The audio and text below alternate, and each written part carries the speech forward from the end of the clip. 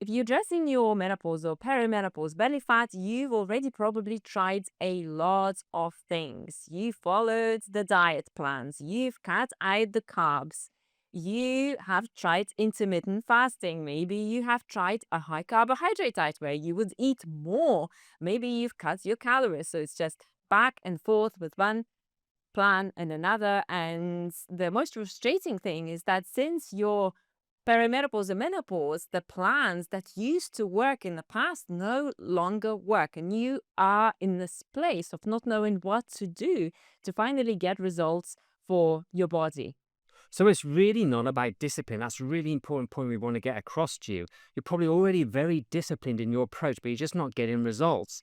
And then there's the healthy eating side of things. I'm sure you're eating very healthily already and you've got lots of discipline, but it's just not happening for you. So in this video, we will explain why the majority of things you've been told about perimenopause and menopause belly fat may be working against you and why healthy eating alone isn't enough. Let's get started. Hi, it's Paul and Yulia here, nutritionist and lifestyle coaches, helping women lose weight and balance their hormones naturally. And if you're brand new here, make sure you subscribe to our channel because we publish regular videos on how to help you optimize your hormones, especially after 40 as you're going through perimenopause and menopause, and lose that weight while eating a high carbohydrate diet plan. Now, menopause does not make weight loss impossible. And this is something that is so important for you to understand. If you're a perimenopausal or menopausal woman who thinks that you will never be able to lose weight just because you are going through this massive hormonal transition, this is not true.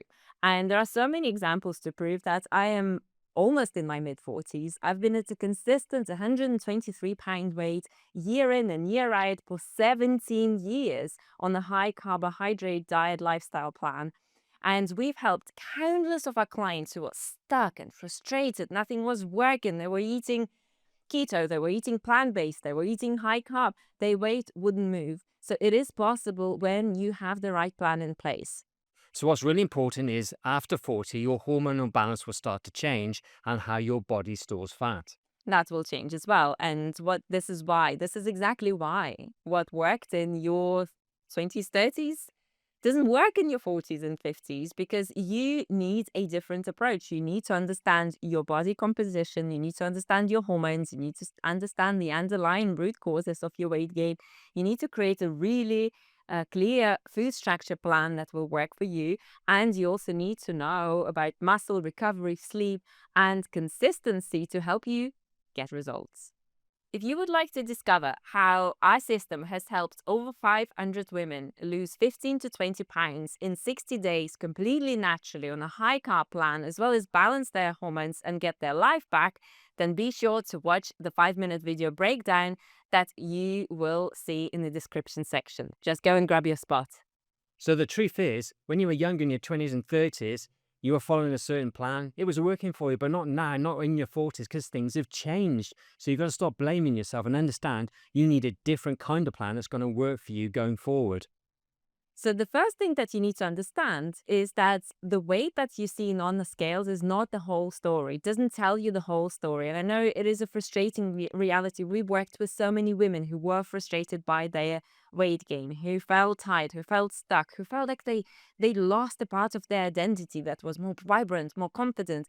And what you need to understand is obsessing about the number of the scale is not really where you want to go, because what happens when you go through perimenopause and menopause, changes in your estrogen hormone starts to change where you store that body fat. And women will start to accumulate more fat around their waist and around their belly. So hence the perimenopause and menopause belly fat. Again, does it have to be your reality? No, if you do the right thing, absolutely not. And the thing to know here is that if you just relying on the scale without understanding how your body is moving and shifting and what you need to do, you will probably get frustrated. So instead of obsessing about your weight, follow these three indicators instead. So use a measuring tape to measure your waist on a consistent and equal basis. So, for example, first thing in the morning, and you always do it first thing in the morning, You don't need to do it every single day. You don't need to obsess about it. Once a week is absolutely sufficient. What's the second one? So the second one is strength or performance marker. So for example, if you go for a walk on a regular basis, the same walk, measure the time that you're doing it in. So if you're going slower, then you obviously know something's not quite right. You need to adjust things. If you're keeping up or going quicker, great. Yeah, and the same with the weightlifting. So are you able to keep on increasing your weight, or are you not able to do your exercise anymore and you're actually getting weaker? So that is also an important indicator. And the third one is the scale, the good old Scales. scale, right? But again, used consistently at the same time of the day. For example, first thing in the morning, once you've been to the bathroom. And again, you don't have to track it every single day because that's not what it's all about. It's just that consistent progress that we're interested in. And use it only if you feel emotionally safe using it. Yeah, if it just, if it causes a lot of emotional imbalance Anxiety, and anxiety, tension. then you can just keep on measuring yourself and keep on using the other indicator. So the second step is to make healthy eating more targeting and specific to you and your goals. And listen, you need to understand this, that women after 40 are told to eat less carbs.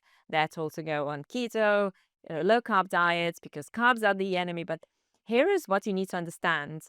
Estrogen changes the way your body functions. And when your estrogen is already declining after 40, as you're going through perimenopause and menopause, your cortisol levels will get affected by it. So if your estrogen has dropped and you're restricting your carbohydrates, that's going to cause cortisol dysfunction. So it can drop your cortisol levels or it can elevate your cortisol levels.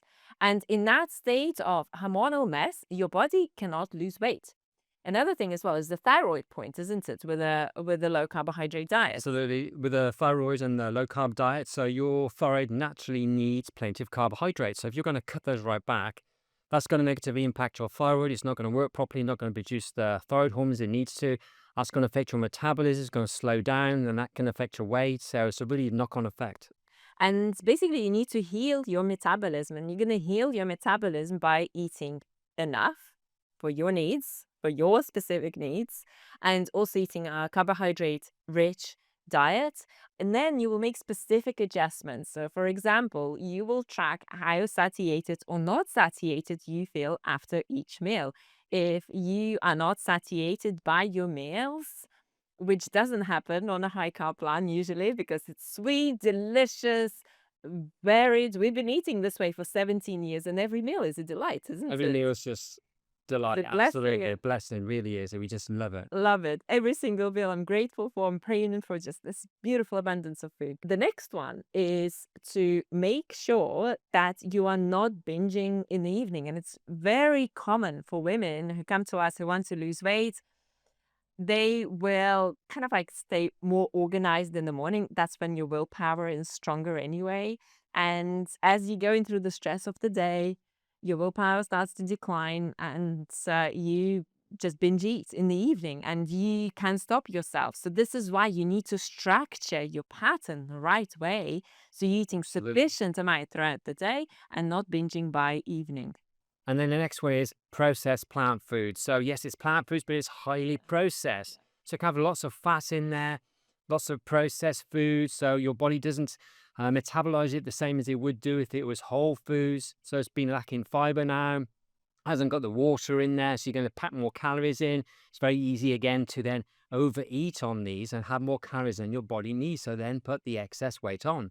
So where it's at is high carbohydrate whole food plant meals that are specifically a plan that is specifically designed for you, for the level of calories that you need during the day, for the level of activity that you do, for the hormonal patterns that you're experiencing, for whether or not you have blood sugar imbalances going on as well, and some gut issues going on, and what level of repair that you need to go through in your body. So this is very important. Make it targeted to you.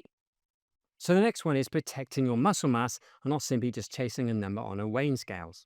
And that is hugely important because this is what you need to realize.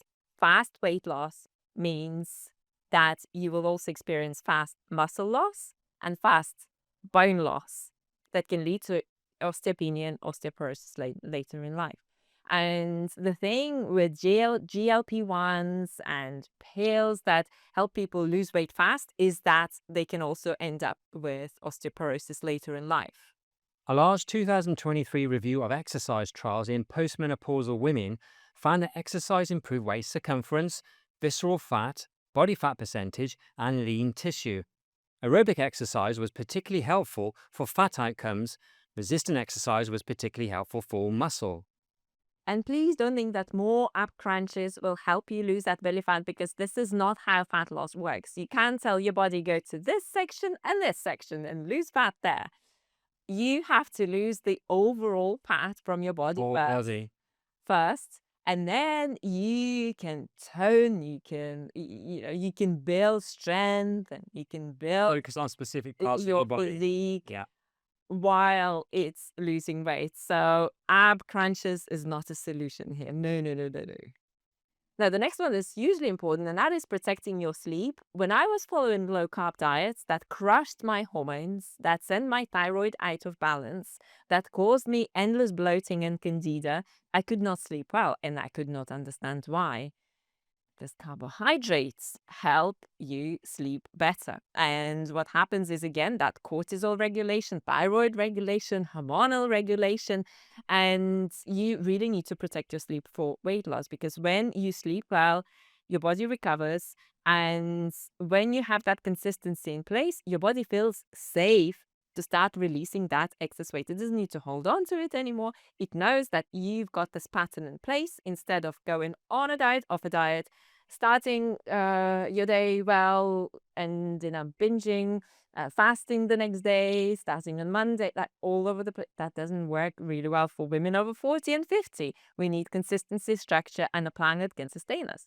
So it's very important for you to sleep well. If you're not sleeping well, that means your plan is not structured, your hormones need to be dialed in, and also maybe you restricting your calories by way too many calories, and you are not sleeping well. So the bottom line is this: if you're female in your 40s, 50s, and beyond, and you are struggling with weight loss, you have a lot of belly fat that you want to lose, that also, involves changes in your body, in your energy levels, and how you feel on a day-to-day basis, changes to your closet, changes to how you appear in photos even. You do not need a harsher plan. You do not need to punish yourself. You do not need to blame yourself. You do not need to become more disciplined. You need a better plan. It's not that you are failing the plan, it's the plan that is failing you. If you want us to personally help you with your weight loss goals on a high carb plan, then book your weight and hormone clarity call by going to the link in description. And in the next video, we're going to share with you the foods that can cause inflammation in your body, causing weight gain and unbalanced hormones. See you there.